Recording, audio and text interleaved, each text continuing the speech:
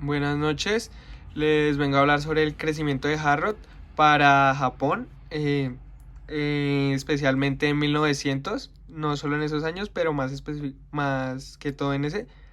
Y pues primero nos dice que al final de la Segunda Guerra Mundial la economía japonesa se había desplomado, pero luego de haber iniciado el periodo de reconstrucción de Japón, emprendió un rápido proceso de crecimiento económico hasta que a principios de la década de 1970 llegó a la cumbre de su crecimiento y por tanto logró un alto nivel de desarrollo económico que se le conoce como el milagro económico de Japón.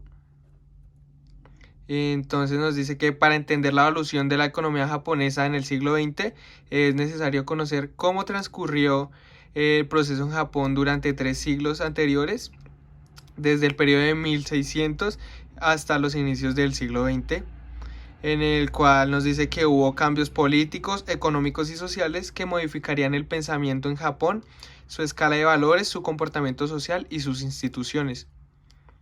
Empezamos con el boom empresarial ya hacia finales de 1880, después de que se subsidió la inflación y se estableció la banca moderna, hubo una oleada de creación de empresas privadas bajo el marco jurídico de las sociedades anónimas. También nos dice que la depreciación del tipo de cambio y las bajas tasas de interés pues fueron un incentivo al surgimiento de dichas sociedades, y después de ese tiempo sucedieron otras horas continuas de auges empresariales. Se estableció además un gran número de sociedades por acciones adicionales entre finales de la década de 1890 y finales del año 1900 y durante la Primera Guerra Mundial, lo cual fueron horas que fueron interrumpidas por algunos recesos ocasionales, pero no golpeó de manera tan grave a su economía. Nos dice además que el activismo fiscal que se desarrolla en estos tiempos de guerra se implementó el mencionado activismo fiscal. La inversión pública se llevó a cabo para construir ferrocarriles, red telefónica, y nos mencionan también que el gasto militar se mantuvo incluso en tiempos de paz.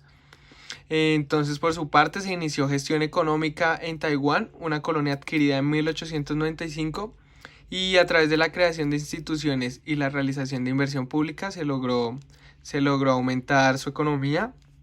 Y por otro lado, los gobiernos locales emitieron bonos en moneda extranjera con el fin de invertir en acueductos, carreteras, educación, y como resultado del anterior, el tamaño del gobierno aumentó y el déficit de la balanza de pagos se amplió.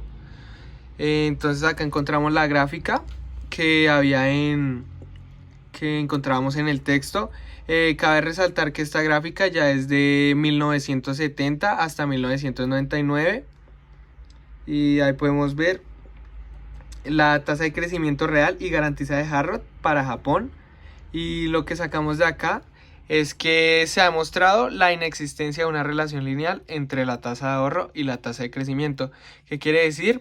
Que se demostró que la tasa de ahorro no juega ningún papel en la determinación del crecimiento, mientras que la relación marginal capital-producto es una variable significativa para explicar el crecimiento. Quiere decir que tiene más relevancia que la tasa de ahorro en este caso.